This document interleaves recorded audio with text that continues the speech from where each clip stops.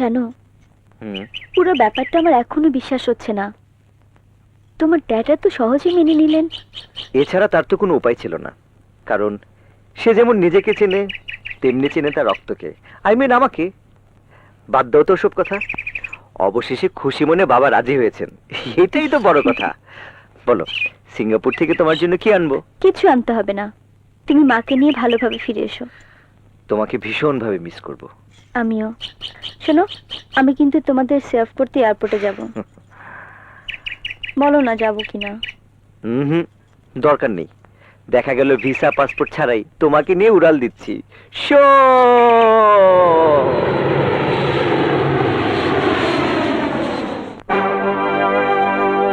কি বলছেন সাখাওয়াত ভাই? দুটো ছবির একটাও করবেন না? সম্ভব হবে না। কিন্তু কারণ কি? কর্তার ইচ্ছায় কর্ম। যিনি ফাইন্যান্স করেন তিনিই ফিল্মের কর্তা। ইয়ে, এই ছবির প্রডিউসার ডিরেক্টর তো আপনি ছিলেন। আমার এত টাকা কোথায়? পেছন থেকে অন্য লোক আমাকে ফাইন্যান্স করত।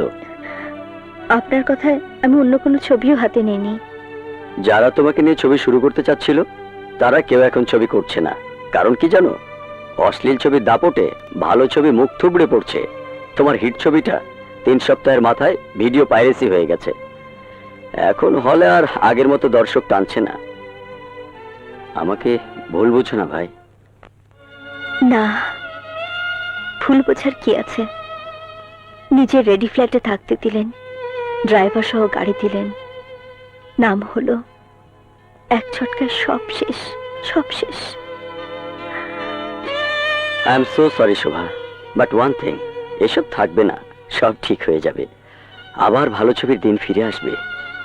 আজ চলি শোভা, ফ্ল্যাট আর গাড়ির চাবি ড্রাইভার হাবিবের কাছে দিয়ে যেও।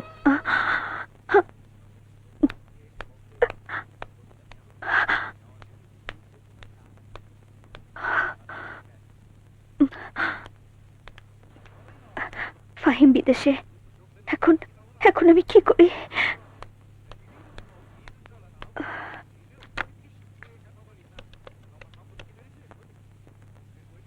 Hello uncle. আপনি কাকে চাইছেন? জি, চৌধুরী সাহেবকে। উনি তো ওনার নির্বাচনী এলাকায় গেছেন। কবে ফিরবেন? ফিরতে 1 সপ্তাহ লাগবে। কি বলছেন please? Hello hello hello.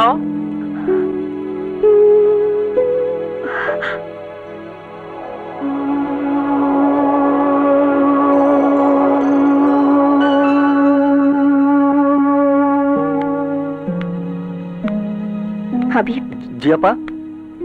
Flat আর গাড়ির চাবি নাও, সাখাওয়াত ভাইকে দিয়ে দিও। আপা,